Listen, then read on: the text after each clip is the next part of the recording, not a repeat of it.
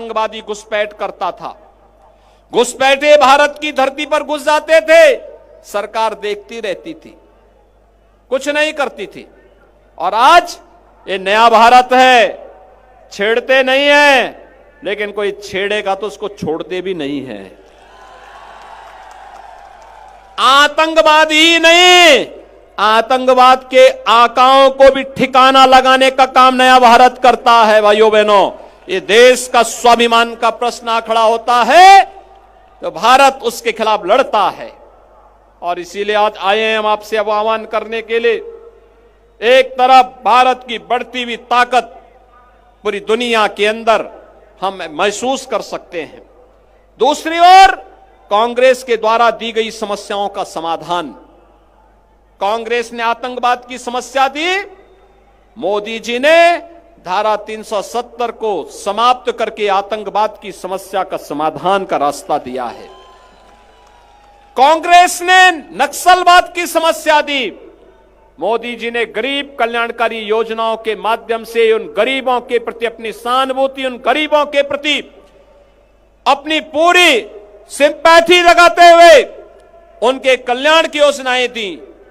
कांग्रेस ने अलगाववाद दिया, मोदी जी ने कनेक्टिविटी दी। आज विकास हो रहा है, वर्ल्ड क्लास कनेक्टिविटी, हाईवे बन रहे हैं, रेलवे बिछ रही है, वंदे भारत ट्रेन, अच्छी ट्रेन, वर्ल्ड क्लास ट्रेन चल रही है, एयरपोर्ट बन रहे हैं, एम्स, आईएम, आईआईटी, हर घर नल की योजना।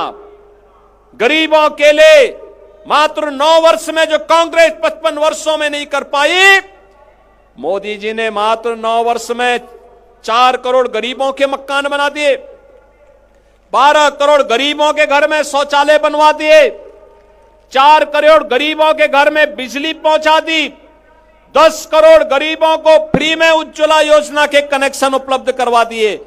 भाइयों बहनों, 50 करोड़ लोगों को स्वास्थ्य बीमा का कवर भी मोदी जी ने दे दिया। और यही नहीं, कोरोना कालखंड से लेकर के लगातार आज भी और अगले 5 वर्ष तक 80 करोड़ लोगों को फ्री में राशन की सुविधा का लाभ भी मोदी जी ने दिला दिया। भाइयों बहनों, ये कांग्रेस न सम्मान बढ़ा सकती है, न भ्रष्टाचार पर अंकुश लगा सकती है, न माफियाओं को नियंत्रित कर सकती है, न बहन और बेटियों की सुरक्षा पर ही किसी प्रकार से उनको सुरक्षित करने में ये सरकार पूरी तरह विफल है। तो क्या कांग्रेस को शासन करने का अधिकार है क्या? भाइयों बहनों, चुनाव सहानुभूति का नहीं होता है, भविष्य निर्माण करने का एक अवसर होता है। ये तो आपकी आस्था का सम्मान भी नहीं कर सकती सरकार, ये सरकार तो आपकी आस्था का सम्मान भी नहीं कर रही है। आपने देखा होगा रामनवमी के अवसर पर यहां दंगे हुए थे, रामनवमी के अवसर पर यहां पर कर्फ्यू लगा था, रामनवमी के जुलूसों को रोका गया था। हर पर्व और त्योहारों के समय सरकार हिंदुओं पर अंकुश लगाती है। और इसलिए भाइयों बहनों, हम सब आपके पास आए हैं कहने के लिए, हम लोग बोलते कम है, करने में विश्वास करते हैं। और ये आपने देखा होगा, कांग्रेस के लोग हंसते थे जब हम लोग कहते थे कि रामलला हम आएंगे, मंदिर वहीं बनाएंगे। आज राम मंदिर बन रहा है ना, कोई संदेह? राम मंदिर के निर्माण में कोई संदेह? बन रहा है ना। आप मुझे बताओ, यहां से नोखा से कितने लोग अयोध्या जाने के इच्छुक हैं?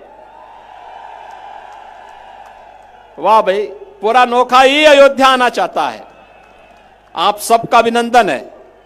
और भाइयों बहनों, 22 जनवरी 2024 को प्रधानमंत्री मोदी जी के कर कमलों से 500 वर्षों का इंतजार समाप्त होगा। प्रभु राम फिर से अयोध्या में, राम जन्मभूमि में, अपनी जन्मभूमि में फिर से विराजमान होंगे। हर भारतीय का सिर चौड़ा होगा, गर्व से चौड़ा होगा कि मेरे प्रभु फिर से आए हैं अपनी भूमि पर फिर से उनका अवतरण हो गया है। और भाइयों बहनों, इस अवसर पर मैं आप सबसे अपील करूंगा, आप श्री बिहारी लाल बिश्नोई जी को जयपुर फिर से जिता करके भेजिए।